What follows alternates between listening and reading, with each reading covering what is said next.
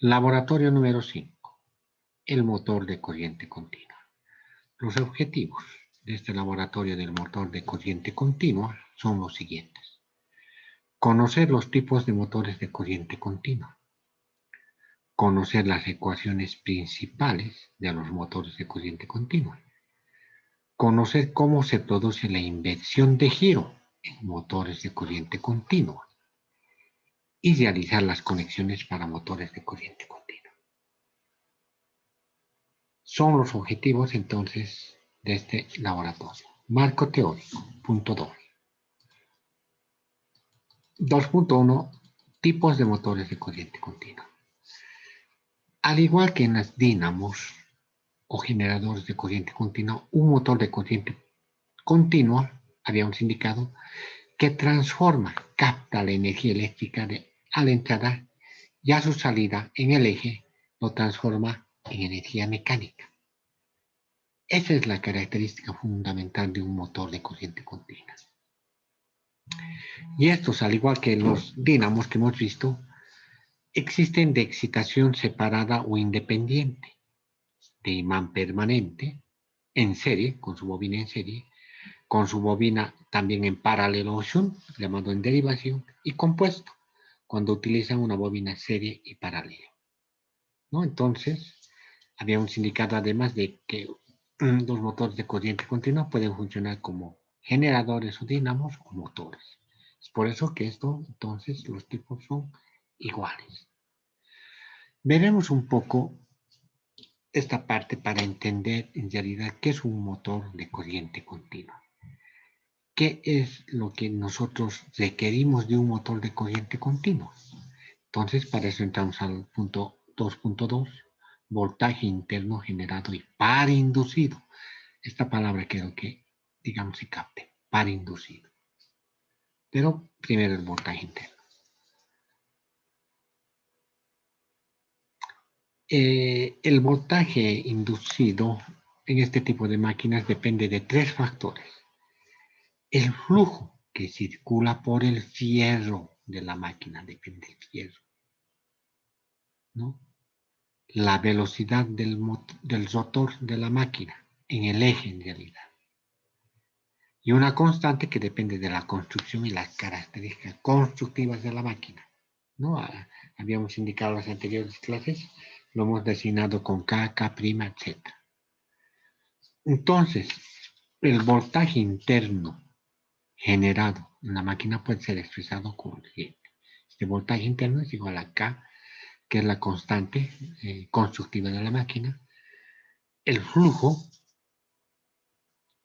total en la máquina y la velocidad. Esta constante K constructiva, que no podemos variar porque eso lo hace el constructor, depende de Z, que es el número total de conductores, P, que es el número de pares de polos, 2πA, y A es el número de caminos de corriente, ¿no? Que va a circular por las bobinas en realidad. De eso depende A. Ninguno de estos parámetros no puedo aumentar, por ejemplo, las bobinas, ¿no? No puedo soldar y aumentar, etc. No. Tampoco el número de pares. Eso ya viene construido. Y depende del fierro, de las características del fierro. ¿Ya? Acá están también donde cada uno de los parámetros que les he indicado. Entonces, lo que nos interesa es el par inducido. Y decimos que el par en cualquier conductor, en un conductor ubicado por debajo de las caras polares, tiene la siguiente relación.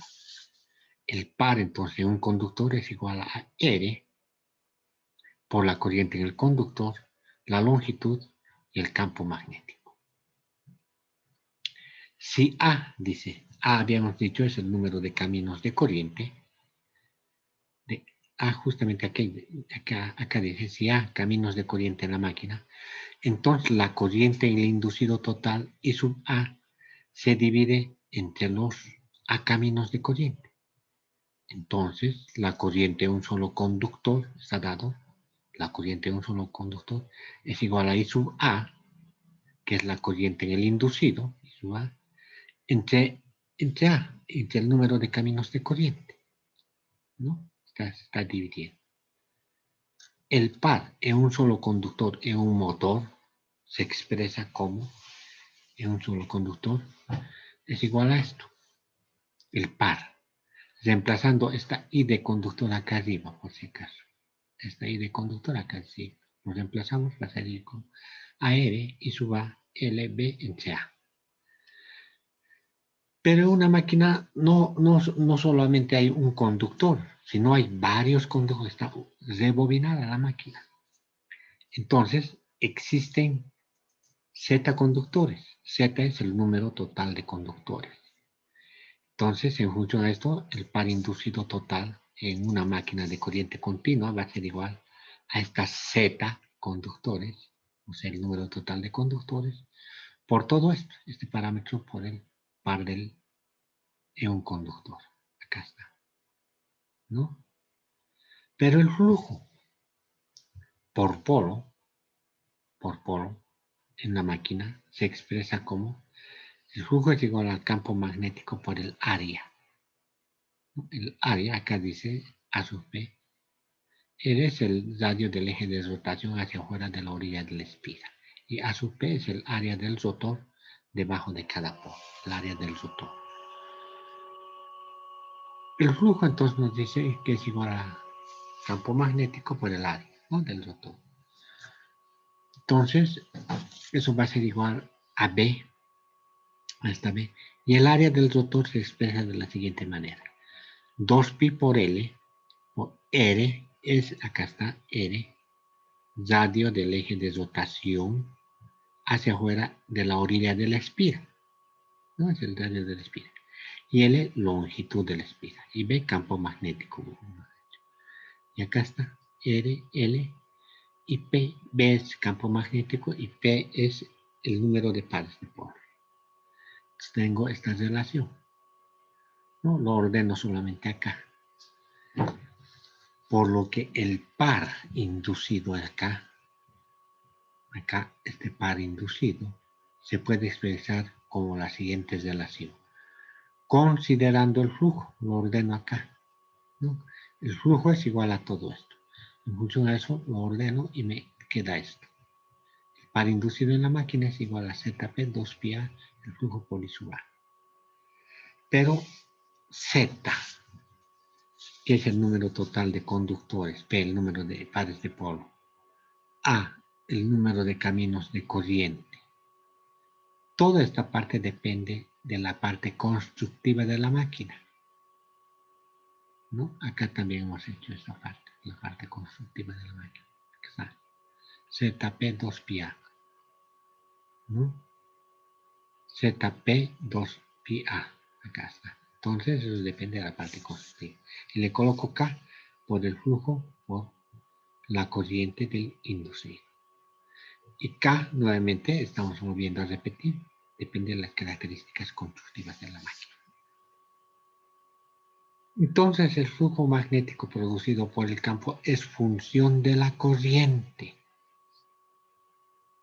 ¿Ya? El flujo del campo inductor. En consecuencia, que tengo el par, que es igual a las características constructivas de la máquina. Acá ya hemos desarrollado la ecuación. Y depende de la corriente de campo y de la corriente de armadura y sub A. ¿Qué significa esta ecuación? Fíjense. El par, como dice el título, el par inducido en un motor de corriente continua, fíjense, depende de la corriente de campo, o sea, de las bobinas, dice, la corriente que circula por las bobinas, y de la corriente que pasa por el rotor. ¿Por qué por el rotor? Porque ahí se encuentra el eje, ¿no? Donde se va a producir en el eje la energía mecánica. Acá tengo algunos ya parámetros que hemos indicado. Acá. Ahora esto fíjense, esto les voy a leer. El movimiento giratorio de los motores de corriente continua se basa en el empuje derivado de la repulsión y atracción entre polos. Esto debido al flujo magnético, ¿no? Es como un electroimán creando campos constantes convenientemente orientados en el estator y rotor. Se origina un par de fuerzas que obligan a la armadura, también llamado así rotor, que gire buscando la posición de equilibrio. Ya entonces empieza a girar y ahí se produce este par. Para esto, nosotros en el laboratorio vamos a utilizar la máquina motriz. Para hacer funcionar el motor requiere una dínamo. Tenemos una dínamo que va a dar la corriente continua, una dínamo de 230 voltios, una corriente nominal de 19,6, una velocidad de 1430 y una potencia de 4,5 kilovatios de la dínamo. Se acopla a lo que es el motor. El motor estamos produciendo acá corriente continua y para que se accione o funcione el motor requiere corriente continua. Capto la corriente continua de la dínamo y nuestro motor con autoexcitación compuesto, o sea, quiere decir que tiene ambos, tanto la dínamo como el motor son compuestos, o sea, con sus bobinas en serie y en paralelo. Tiene una tensión nominal para que funcione de 220, requiero 220 voltios entonces de la dínamo, acá. Una corriente de 31,5 amperios, una velocidad de 1500 revoluciones y una potencia de 5.7 kilovatios. Instrumentos de medición. Fíjense, acá tengo el circuito de laboratorio. En realidad tenemos dos. Acá abajo debe estar el otro. No, este es el circuito de laboratorio. Acá tengo dos, ¿no? Como les había dicho. ¿Por qué dos? Es para la inversión de giro. Vamos a ver cómo se produce la inversión de giro en un motor. En esta parte, en la parte de la izquierda, ustedes ven el gráfico de la dínamo o generador de corriente continua. Y esta parte central es el motor de corriente continua.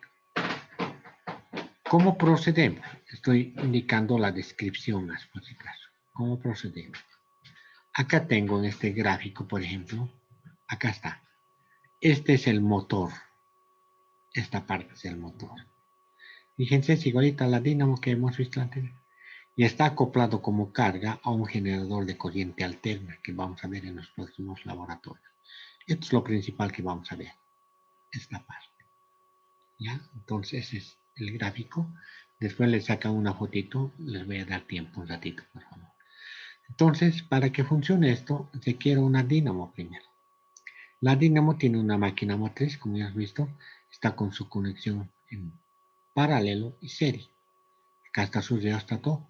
Con este reóstato llego a 220 voltios, porque el motor requiere 220. Acá tengo sus bornes positivo o negativo. El motor tiene un reóstato para llegar a la velocidad requerida, en este caso 1500 revoluciones. ¿Ya? Con 1500 en el eje del motor funciona. Y esto está acoplado a una carga mecánica. En este caso la carga mecánica, como hemos visto, este es el alternador de corriente alterna. Ya esta parte. Este es el motor. Entonces, esa parte es esto. Entonces tiene dos reóstatos. Un reóstato, como hemos visto, es el mismo que hemos visto en los anteriores laboratorios, y uno pequeño. Es para ajustar la velocidad, este pequeño, ¿no? Diré, este es el pequeño, donde esta parte variable. Y este es LMR, es el que hemos visto del tipo circular, que hemos visto en los anteriores laboratorios. Fíjense, va a circular una corriente isobar, cerrando este interruptor Q. Entonces le voy a dar energía en corriente continua, respetando la polaridad. Varío este reóstato donde dice L, M y R, varío. Y hago dar vueltas al motor. Acá está su rotor. Y ajusto con este otro reóstato. Para ajustar, digamos, digamos que llego a 1490 revoluciones. Me falta 10. Con esto ajusto esos 10 pequeños que faltan. Y sus bobinas en paralelo, CD, y en serie EF. ¿Ya? Esas son sus bobinas. Para cambiar de velocidad, está yendo en un sentido de giro, para cambiar de velocidad solamente conmuto. En lugar de D a E, se va de D a F, como está acá. Ah, no, eso lo vamos a ver después, o creo que está acá. Acá está. Acá se va de D a F, ¿no? De D a F. En lugar de irse de D a F, se va de D a E, ¿no? Y de F sale a lo que es GA. En este otro caso, de F sale a GA. Entonces, de esa manera se cambia el sentido de giro. Vamos a ver ahora esta parte en un video.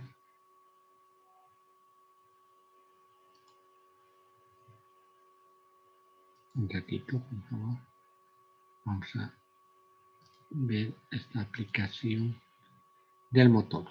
Solamente el funcionamiento, por si acaso, vamos a ver del motor. Acá está.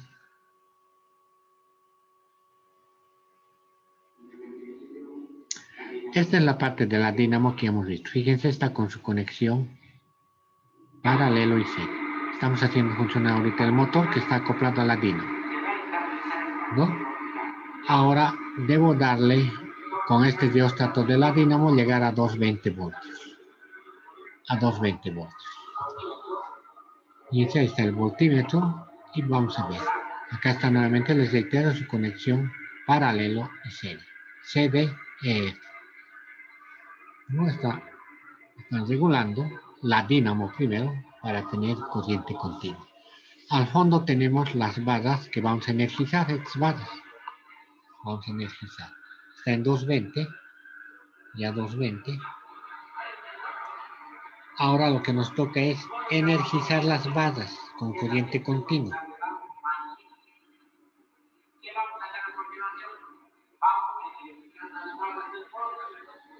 Y va a accionar ese interruptor y se energizan X barras, positivo o negativo, dos de ellas nomás.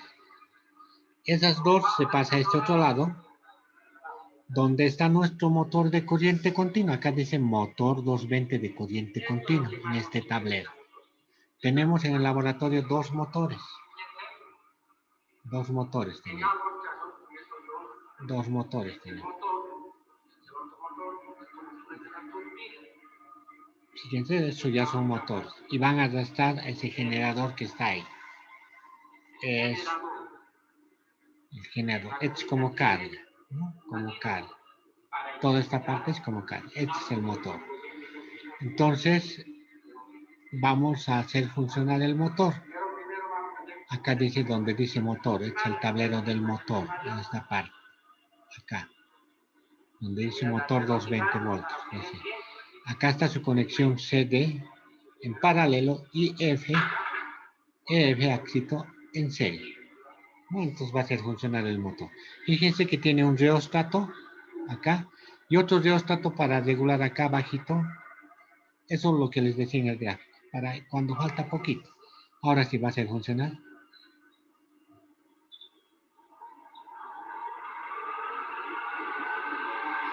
Se ha puesto a funcionar este motor. Listo. ¿No? Entonces, se puede medir acá con el tacómetro la velocidad también. Se puede medir. ¿No? Solamente hasta ahí entonces la parte de lo que es el funcionamiento del motor.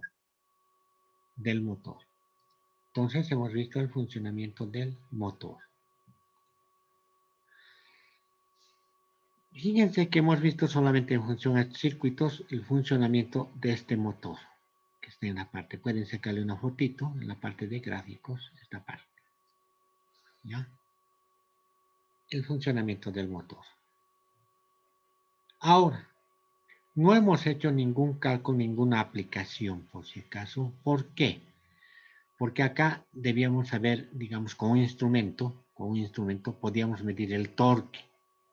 Podíamos hacer variar el torque y ver cómo se comporta el motor ante una variación cuando hay carga. En este caso tenemos esta carga, ¿no? Entonces, pero no disponemos de un medidor de torque en nuestro laboratorio. Es por eso que hemos hecho solamente funcionar y ver en este gráfico, en nuestros gráficos que les hemos dado, cómo se invierte el sentido de giro. nada más. Es conmutar nomás de E a F. Y acá viene, en lugar de E a F, este viene de E a F, y este viene de F a E. No, nada más. Y cambia de sentido, que es una de las aplicaciones fundamentales del motor. Entonces, este laboratorio va a quedar solamente ahí. Lo único que ustedes han visto ya el video, van a responder a estas consultas, que pueden sacarle una fotito. Ya, sáquenle una foto y yo se los leo. Dice acá, ¿por qué es necesario medir el torque en un motor de corriente continua? ¿Con qué instrumento se mide el torque? ¿No? En el eje del motor. Partes de un motor de corriente continua, teoría y gráficos. Pérdidas en el fierro y en el cobre en motores de corriente continua, motores, pues, teoría y gráficos. Y aplicaciones de motores de corriente continua en la industria, teoría y gráficos. Son esas preguntas que tenemos. Y documentos de referencia del laboratorio.